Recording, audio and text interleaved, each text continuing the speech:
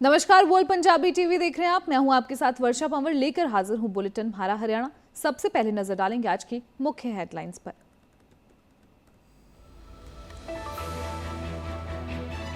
करनाल के कर्ण कमल कार्यालय पहुंचे केंद्रीय ऊर्जा मंत्री मनोहर लाल। कार्यकर्ताओं से की मुलाकात, लोगों की सुनी समस्याएं।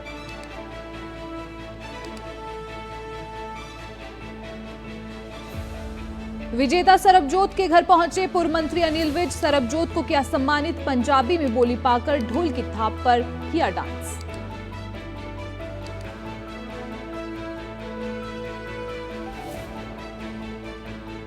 विधायक गोपाल कांडा ने किया बड़ा दावा, कहा चुनावी वायदों से ज्यादा हरियाणा सरकार ने कराया विकास। सिरसा में जल्द शुरू होगा मेडिकल कॉलेज का निर्माण।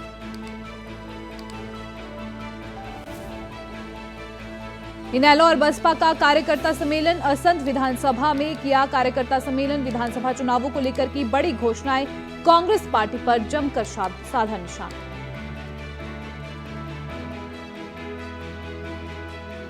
पूरे प्रदेश भर की आशा वर्कर्स ने करनाल में किया विरोध प्रदर्शन। जिला सचिवालय के बाहर बैठकर किया प्रदर्शन, सरकार के खिलाफ की नारेबाजी।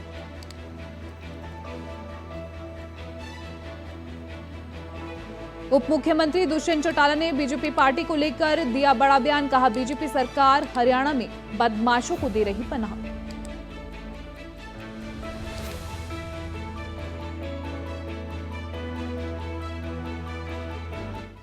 हेडलाइंस के बाद अब खबरें विस्तार से।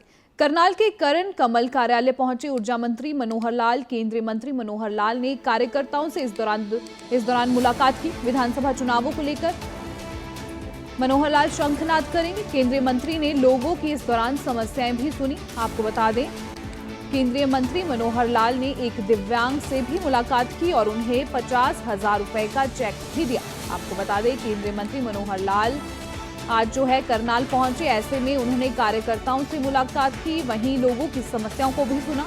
इस दौरान एक दिव्यांग जन से भी उन्होंने मुलाकात की, जिससे उन्होंने 50,000 का चेक वितरित किया। केंद्रीय मंत्री मनोहर लाल का संसदीय क्षेत्र करनाल है, ऐसे में वह आज करनाल पहुंचे हैं। केंद्रीय मंत्री मनोहर लाल ने इस दौरान लोगों से भी मुलाकात की, लोगों की समस्याओं को भी सुना गया। एक दिव्यांगजन को इस दौरान उन्होंने 50,000 रुपए का चेक भी दिया। आप तस्वीरों में देख सकते हैं, केंद्रीय मंत्री मनोहर लाल आज कर्ण कमल कार्यालय पहुंचे, जहां पर उन्होंने कार्यकर्ताओं से मुलाकात की। इस दौरान कार्यकर्ताओं द्वारा उनका जोरदार स्वागत किया गया। पुष्प गुच्छ देकर उनका स्वागत किया गया। इस दौरान उन्होंने लोगों से भी मुलाकात की, उनकी समस्याओं को भी सुना। वहीं एक दिव्यांग को उन्होंने 50,000 का चेक भी दिया। हरियाणा के पूर्व गृह मंत्री अनिल विज कल देर शाम पेरिस ओलंपिक में कांस्य पदक विजेता सरबजोत के घर पहुंचे और वहां जाकर उन्होंने सरबजोत को सम्मानित किया और इसके साथ ही पंजाबी में बोली पाकर ढोल की थाप पर डांस भी किया। इस मौके पर उनके साथ बीजेपी के कार्यकर्ता और सरबजोत मौजूद रहे। उन्होंने मीडिया से बात करते हुए कहा कि ये फख्र की बात है कि अंबाला का बच्चा पेरिस ओलंपिक में कांस्य पदक जीत कर आया है। उन्होंने कहा कि अंबाला का और पूरे देश का इसने नाम रोशन किया है। वहीं उन्होंने मन्नू भाकर को भी बधाई दी है और उनकी जमकर तारीफ की। वहीं नेता प्रतिपक्ष राहुल गांधी के खिलाफ भी उन्होंने अपनी प्रतिक्रिया दी है और क्या कुछ कहा है, आइए सुनाते हैं। बहुत फख्र की बात है कि अंबाला का खिलाड़ी ओलंपिक में, पेरिस ओलंपिक में शूटिंग में मेडल लेकर आया। ये अंबाले का, हरियाणा का, देश का मान तो है ही, परंतु अंबाला में ये जो उपलब्धि आई है, अंबाला का हर नागरिक, बच्चा झूम रहा है, गा रहा है, नाच रहा है। देखिए, ऐसा है, यहाँ पर जो शूटिंग रेंज मैंने बनाई थी, सरबजोत के पिताजी ने भी कल कई बार ये आभार प्रकट किया कि आपने शूटिंग रेंज बनाई तो हमारा बच्चा वहां तक पहुंच चुका है। राहुल गांधी जी बार बार जातिगत गणना की बात कर रहे हैं, वो इन जातियों की कर रहे हैं। वो जो सुरजेवाला जी ज्ञान बांट रहे हैं, वो इन जातियों की कर रहे हैं। बताएं राहुल गांधी कौन सी जातियों की बात कर रहे हैं? वो देश को क्यों बांटना चाहते? पहले इन्होंने 1947 में देश को धर्म के आधार पर बांटा। विधायक गोपाल कांडा ने बड़ा दावा किया है, चुनावी वायदों से ज्यादा विकास करवाया गया है। ये जो है बयान विधायक गोपाल कांडा की ओर से दिया गया है। सिरसा में जल्द शुरू होगा मेडिकल कॉलेज का निर्माण, सीएम से नींव पत्थर रखने का शीघ्र समय लिया जाएगा। अगले बरसाती सीजन में सिरसा के बाजारों में नहीं भरेगा बरसाती पानी। ये जो है बयान कांडा की ओर से दिया गया है। वहीं करोड़ों की लागत से दशकों पुरानी समस्या का समाधान किया जाएगा। प्रदेश में तीसरी बार जो है एनडीए की सरकार बनेगी, ये जो दावा है कांडा की ओर से किया गया है। एनडीए सरकार ने लोगों की समस्याओं का समाधान किया है। बीजेपी शासन में देश और प्रदेश प्रगति के पथ पर है। प्रदेश में बीजेपी गोपाल कांडा की हरियाणा लोकहित पार्टी के साथ मिलकर चुनाव लड़ेगी। आपको बता दें कि हरियाणा में विधानसभा चुनाव है, ऐसे में जो है प्रदेश में बीजेपी की सरकार और गोपाल कांडा की हरियाणा लोकहित पार्टी के बीच जो है गठबंधन है। ऐसे में दोनों पार्टियां जो है चुनाव साथ में लड़ेगी। वहीं उन्होंने हरियाणा में तीसरी बार जो है भाजपा की सरकार बनने का दावा किया है। वहीं उन्होंने कहा है कि हरियाणा में भाजपा ने विकास किया है। इस शिवरात्रि पर भगवान भोले शंकर के इस पावन और पवित्र त्यौहार पर मैं सभी देशवासियों को, प्रदेशवासियों को, सिरसा के मेरे भाइयों बहनों को, सभी को ये चाहूँगा कि भगवान भोलेनाथ की अपार कृपा मेरे देश पर, मेरे प्रदेश पर, मेरे सिरसा वासियों पर रहे और सभी मनोकामनाएं पूर्ण हों। और बहुत उत्साह के साथ इतनी गर्मी के बावजूद हजारों लोग, लाखों लोग जो सुबह से तारकेश्वर धाम, बाबा तारा की कुटिया, इस तारकेश्वर धाम में आए हुए हैं। सभी भक्त नाच रहे हैं, गा रहे हैं और 5 दिन से जो कथा और कीर्तन और भजन संध्या जो कल भी थी हंसराज रघुवंशी जी ने की, तो पूरी युवा पीढ़ी एकदम पूरा शहर उमड़ा। मैं सभी का बहुत बहुत धन्यवाद करता हूं और भगवान शिव से, ओगड़दानी से यही प्रार्थना करता हूं कि कांडा परिवार पर आपकी अपार कृपा यूं ही बनी रहे और ये मेले यूं ही चलते रहें। हर शिवरात्रि पर ये भंडारे, ये मेले, ये खुशियां सिरसावासियों को भगवान भोलेनाथ की तरफ से मिलती रहे। हरियाणा विधानसभा चुनाव में अभी 2 महीने से अधिक का समय बचा हुआ है और किसी भी पार्टी की ओर से टिकटों का भी वितरण नहीं किया गया है। फिर भी पार्टी के संभावित उम्मीदवारों ने अभी से पसीना बहाना शुरू कर दिया है। इसी कड़ी में रेवाड़ी विधानसभा से भारतीय जनता पार्टी के संभावित उम्मीदवार समाजसेवी राजवीर यादव ने गांव जैतपुर से पदयात्रा की शुरुआत की। गांव राजावास पहुंचने पर समाजसेवी भाजपा नेता राजवीर यादव का जोरदार स्वागत किया गया। गांव पहुंचने पर ढोल डीजे के साथ राजवीर यादव का पगड़ी व फूल माला पहनाकर और शॉल ओढ़कर सम्मानित किया गया। इस मौके पर राजवीर यादव ने कहा कि भारतीय जनता पार्टी की सरकार में पिछले 10 सालों में देश और प्रदेश में अभूतपूर्व विकास हुआ है।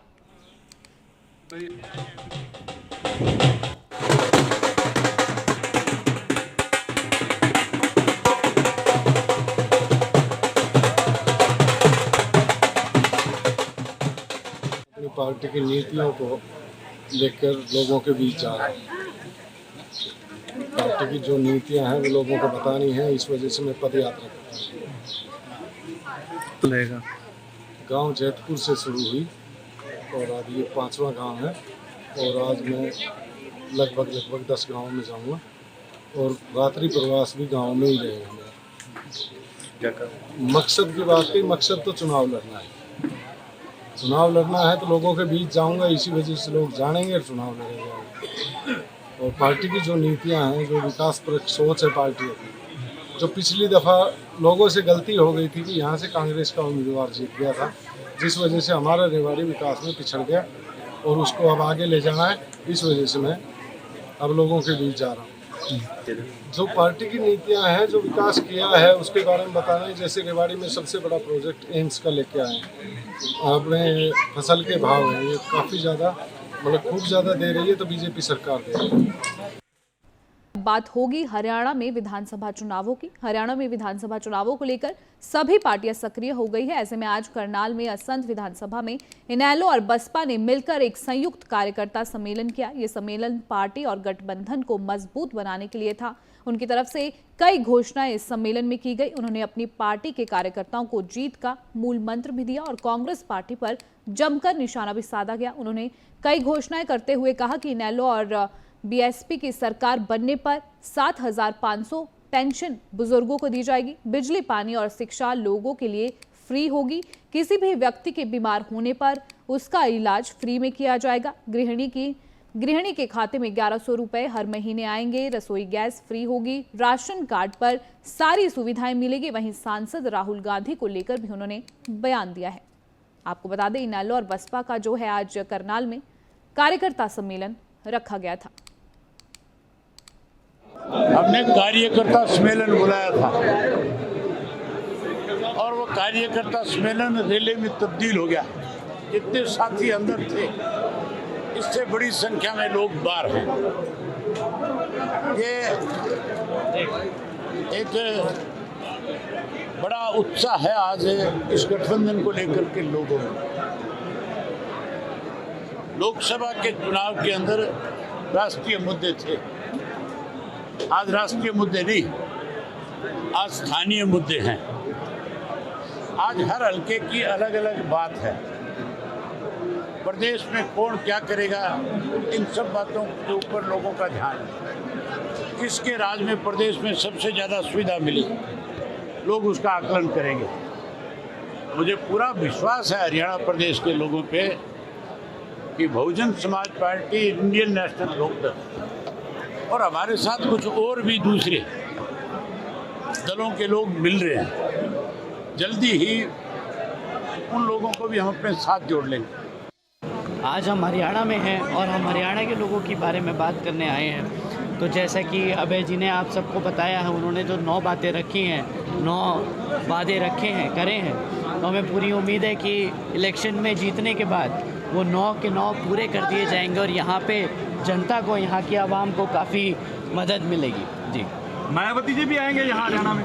जल्दी ज़रूर आएंगे। देखिए, वहाँ पे पार्टी के लोग लगे हुए हैं, वहाँ पे कार्यकर्ता लोग लड़ रहे हैं चुनाव, तो वहाँ पे जैसा रिजल्ट आएगा वहाँ देखा। बीजेपी के साथ गठबंधन हो सकता है उपचुनाव में? जी नहीं। अब एनएचएम कर्मचारियों की हड़ताल की बात करेंगे। आज 10वें दिन भी एनएचएम कर्मचारियों की हड़ताल जारी है। प्रदेश के सभी नागरिक अस्पताल के बाहर कर्मचारी धरने पर बैठ गए हैं और लगातार अपनी मांगों को पूरा करवाने के लिए संघर्ष कर रहे हैं। आज भी कर्मचारियों ने सिरसा के नागरिक अस्पताल में सरकार के खिलाफ नारेबाजी कर अपना रोष जाहिर किया है। कर्मचारियों ने सरकार को चेतावनी दी है कि जब तक उनकी मांगों को पूरा नहीं किया जाता, तब तक उनका विरोध प्रदर्शन सरकार के खिलाफ जारी रहेगा। उन्होंने सरकार से जल्द मांगों को पूरा करने की मांग की है।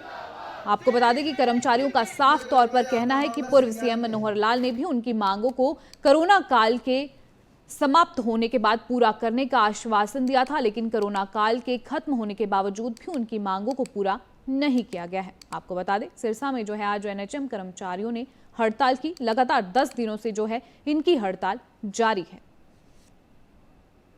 और हम एनएचएम के कर्मचारी जो कि हम आज हमारा 10वां दिन है स्ट्राइक के ऊपर, तो हम सरकार को यह बता रहे हैं कि हमें जो सभी पॉलिसियां सब उसमें करी जा रही हैं और डिपार्टमेंट में, तो प्लीज़ हमें भी एनएचएम कर्मचारियों को भी ये किया जाए जी। हमारा आपसे अनुरोध है कि हम 27 सालों से इसी ही पॉलिसी के अंदर रह गए हैं जी। प्लीज़ हमारे भी तो बच्चे हैं जी। मैं ये दुआ करना चाहूँगी भगवान से भी कि हमारी जो कब से हम लगे हुए हैं स्ट्राइक में, कि हमारी ये प्रार्थना सुनी जाए। और सरकार से भी मुझे उम्मीद है, जैसे कल भी हमारा डिबेट हुआ और जैसे क्लर्क का जो कंप्यूटर ऑपरेटर्स थे उनकी भी मांगे मानी गई हैं, तो न्याब सैनी से सर से मैं सिर्फ एक ही बात ये कहना चाहूँगी 2 लफ्ज़ों में, जिंदगी हर कदम एक नई जंग है, जिंदगी हर कदम एक नई जंग है। हम एनएचएम के कर्मचारी हैं। आज हमारी हड़ताल के 9 दिन हो चुके हैं और लगातार हम सरकार से एक ही मांग करने लग रहे हैं। 27 साल हो चुके हैं। 1998 का प्रोजेक्ट है। हर बार जितनी पॉलिसियां बनाई जाती हैं रेगुलर की, एनएचएम के कर्मचारियों की अनदेखी कर दी जाती है। हर बार उनको छोड़ दिया जाता है। हम सब की एक ही मांग है कि हम भी हमारे साथ किसी प्रकार का सौतेला व्यवहार ना करें। अब सरकार से हमारी जो छोटी छोटी जो चीजें रह गई हैं, सरकार के ऊपर कोई वित्तीय प्रभाव भी नहीं पड़ा उस चीज का, सिर्फ एक पक्का करने का जो काम करना है वो सरकार ने करना है। और हम अनुरोध करते हैं कि वो कर्मचारियों को पक्का करके, वर्षों से चली आ रही जो इनकी मांग है, हमारी मांग है, उसको। करनाल में लगातार प्रदर्शन बढ़ते हुए नजर आ रहे हैं। करनाल में पूरे प्रदेश भर से आज भारी संख्या में जिला सचिवालय का घेराव करते हुए आशा वर्कर्स पहुंची। आशा वर्कर्स कई मांगों को लेकर सरकार के खिलाफ नारेबाजी करती हुई नजर आई। उनका कहना था कि न्यूनतम वेतन 26,000 रुपये मिलना चाहिए। अभी 6100 रुपये वेतन मिलता है, जिसमें काम नहीं चलता। ऊपर से ऑनलाइन काम दे दिया जाता है, पर सैलरी नहीं बढ़ाई जा रही है। ये जो है आशा वर्करों का बयान है। उनका कहना है कि उनसे काम ज़्यादा लिया जा रहा है, लेकिन वेतन जो है वो बहुत ही कम दिया जा रहा है। साथ ही साथ उनका कहना है कि आशा वर्कर्स को पक्का किया जाना चाहिए। वहीं आशा वर्कर्स का कहना है, हमने पहले हड़ताल की थी, उसके पैसे काट लिए गए थे, वो पैसे भी सरकार को आशा वर्कर को दे देने चाहिए। बहरहाल देखना ये होगा कि सरकार इनकी मांगों को कब तक पूरा करती है। पहले 2018 में 4,000 रुपए वेतनमान मिलता था सरकार की तरफ से। कुछ उसमें केंद्र में 4,000 फिक्स था हमारा, और 24 घंटे की हमारी नौकरी थी। उसके बाद हमने अब अगस्त में हड़ताल की थी 2023 में 73 दिन। उसमें आशा वर्कर को 24 घंटे के काम के अलावा ऑनलाइन काम जितना भी है, आयुष्मान कार्ड बनाना, आभा कार्ड, NCD का होता है, जो गैर संचारी रोग होते हैं उनका भी ऑनलाइन करने का दबाव सरकार ने बनाया था। फिर हमने हड़ताल रखी, सरकार से मांग की सरकार से कि भाई हमें ऑनलाइन काम का वेतनमान ऑनलाइन काम के हिसाब से दिया जाए, पर सरकार ने उसकी तरफ कोई ध्यान नहीं दिया। सरकार ने हमारा उस टाइम जब हमारा समझौता सरकार के साथ 18 अक्टूबर को लागू हुआ था, तो उन्होंने ये बोला था कि भाई आपका एक भी पैसा नहीं काटा जाएगा। 129 रुपए के हिसाब से सरकार ने हमें पैसे देती थी एक दिन का। तो हमारा 9410 रुपया सरकार ने नोटिस वो लेटर जारी करने के बाद भी सरकार ने हड़ताल का 9410 रुपए हर एक आशा वर्कर के खाते से कट गए। अभी क्या मांग है आपकी? अभी हमारी ये मांग है सरकार से कि भाई जो सरकार ने हमारे साथ वो 73 दिन के हड़ताल का पैसा काटा है, वो हमारी कटौती को वापस करे। और सरकार से हमारी जो केंद्र में बात हुई थी, केंद्र सरकार से बढ़ोतरी की सिफारिश करेंगे, वो बढ़ोतरी की भी सिफारिश। हरियाणा के उप मुख्यमंत्री दुष्यंत चौटाला ने बीजेपी पार्टी को लेकर बड़ा बयान दिया है। उन्होंने कहा कि बीजेपी सरकार हरियाणा में बदमाशों को पनाह देने का काम कर रही है। साथ ही बीजेपी और हरियाणा लोकहित पार्टी के गठबंधन को लेकर कहा, जब विधानसभा चुनाव आएंगे तो पार्टी में भगदड़ मचेगी। विधानसभा चुनाव में समीकरण बदलते दिखाई देंगे। और क्या कुछ कहा है, आइए सुनाते हैं। प्रदेश के अंदर कोई भी आकर अपने संगठन का विस्तार कर सकता है। और मैं तो कई बार कहा है, राजनीतिक तौर पे बहुत दल आए भी हैं, दूसरे प्रदेशों से गए भी हैं। हरियाणा ने हमेशा यही देखा कि हरियाणा की लड़ाई कौन लड़ता है। सर, बीजेपी हलोपा के साथ गठबंधन चुनाव लड़ेगी, क्या मानते हैं? जनता पार्टी का फैसला होगा। अच्छा जी, तो इससे क्या समीकरण बदलेंगे सर? समीकरण तो अभी बहुत बदलेंगे। अच्छा जी, अभी तो भागम भाग शुरू होगी। जिस दल में 8-8, 9-9 लोग हैं, वो अपने सारे तैयारी कर रहे हैं। जिसको टिकट नहीं मिलेगी वो भी भागे। राव इंद्रजीत जी भी बीजेपी खिलाफ जी धरने पे बैठने के ऐलान करें, क्या मानते हो बीजेपी में? गुड़गांव का कचरे का जो ढेर है, उसको 10 साल में ये लोग सिर्फ बोलते रहे, कभी बिजली बनाएंगे, कभी खाद बनाएंगे, आज तक नहीं उठा पाए। और गुड़गांव की जो कह दीजिए लिविंग है, उसको बहुत ज़्यादा इफेक्ट इस चीज़ ने। हरियाणा में सर आपराधिक मामले में सर बीजेपी सरकार कैसे? देखो, लॉ एंड ऑर्डर सिचुएशन 4 महीने में बद से बना। सैनी साहब ने कहा कि भाई हरियाणा में बदमाशों ने हरियाणा छोड़ दिया, लेकिन हमने उसको वहाँ से भगा दिया है। सैनी साहब जब से आए हैं, बदमाश जो छोड़ के गए हुए थे वो भी वापिस आ गए। मुझे लगता है उनको शह देने का काम ये सरकार करे।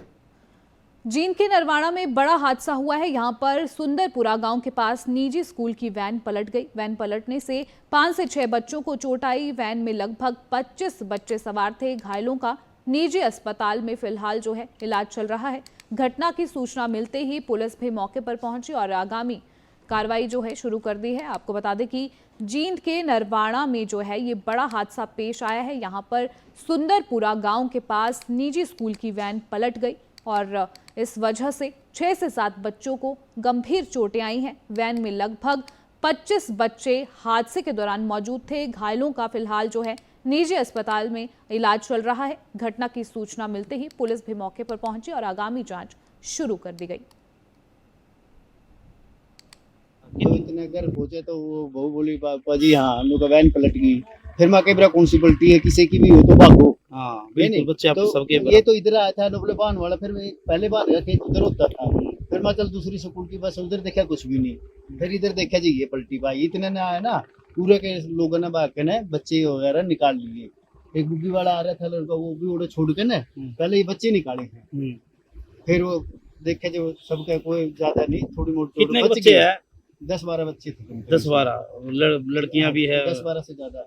और ज्यादा तो जिस बच्चे को चोट आई कहाँ लगी उसका चोट? उसके थोड़ी सी उरे सिर में लगी थी, बाकी नॉर्मल है वो भी। वो को नहीं डॉक्टर के लेके तो बोले मतलब बात करे तो ठीक है। अच्छा हमने तो बेरा लाग दे घर 10 मिनट पहला आया था। तो बहुत दुख हुआ हमारे बच्चे जहाँ स्कूल में पता कराया, MDN स्कूल में पढ़ा मेरा लड़का। मैडम द्वारा 3-4 फोन करे, उसने उठाए नहीं। अच्छा तो कमी बहुत ज्यादा है स्कूल वाले की, कोई भी स्कूल हो क्यों पता तो करना पड़ा भाई के मानो। हाँ चलो तो रिसेस में वो घंटी में ठाते नहीं हो तो मतलब थोड़ा वो। राजकीय वरिष्ठ माध्यमिक विद्यालय अडबर में पढ़ने वाले छात्रों के 2 गुटों में अध्यापक की कुर्सी को लेकर विवाद हो गया। इस विवाद में 2 सगे भाइयों की जमकर पिटाई की गई। पिटाई की वजह से दोनों सगे भाइयों का CHC नूह में इलाज चल रहा है। छात्रों का आरोप है कि जब दोनों सगे भाइयों की पिटाई हो रही थी तो उस समय अध्यापक बीच बचाव करने के बजाय तमाशा देख रहे थे। आपको बता दें कि राजकीय वरिष्ठ माध्यमिक विद्यालय अडबर में पढ़ने वाले छात्रों के 2 गुटों में अध्यापक की कुर्सी को लेकर जो है विवाद हो गया। इस विवाद में 2 सगे भाइयों की जमकर पिटाई की गई। पिटाई की वजह से दोनों सगे भाइयों की CHC नूह में इलाज चल रहा है। ये अडबर का स्कूल है, इसमें आए दिन गुंडागर्दी होती है। हम बच्चों को समझा के भेजते हैं, ये तो झगड़े करते नहीं, ये गांव वाले दादागिरी दिखाते हैं। इधर इनका आपस में कोई कुर्सी के ऊपर विवाद हुआ था तो इनका आपस में होके नहीं बात खत्म हो गई थी। लेकिन बाद में जो अडबर के बच्चे थे वो सारे एक हो गए जब इनको सबको मारा। वो हमारी कुर्सी क्लास में आए थे सर और वो हमारी कुर्सी को ले जा रहे थे। हम वो 12th के बच्चे थे।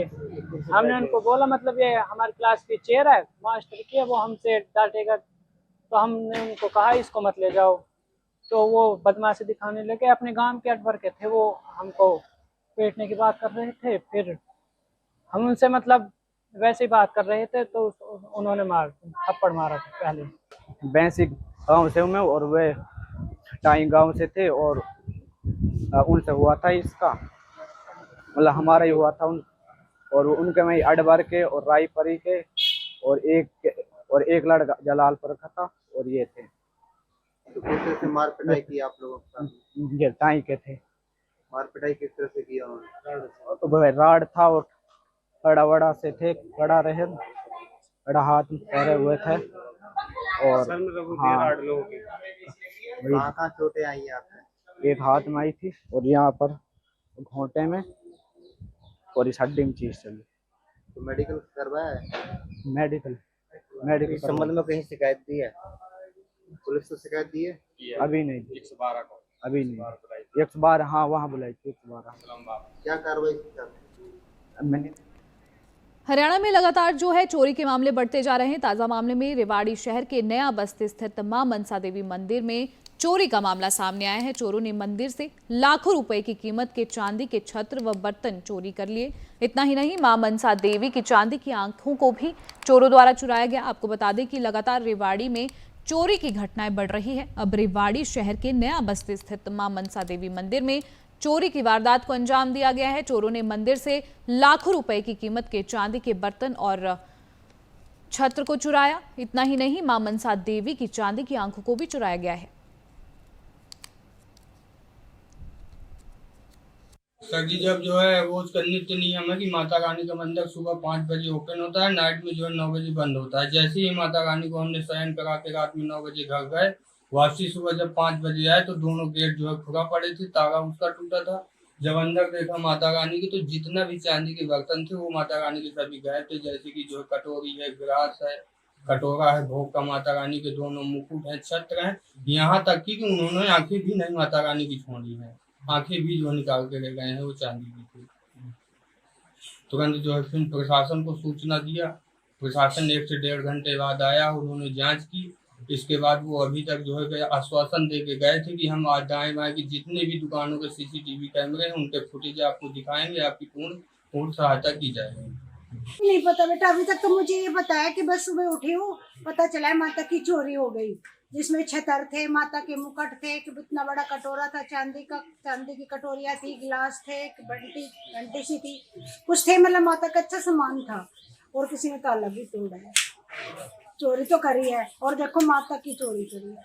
बस मुझे इतना ही पता है बेटे, इससे ज्यादा मुझे नहीं पता। कैमरे लग रहे हैं, कैमरे भी तोड़े हैं किसी ने, कैमरे लग रहे हैं, देख लो वो लग रहे हैं सामने, कैमरे भी लगे हुए हैं और खंबे पे भी कैमरे लग रहे हैं और सामने भी कैमरे हैं, वो लग रहे हैं उस घर पे। इस बुलेटिन में इतना ही, मुझे दीजिए आज्ञा, नमस्कार।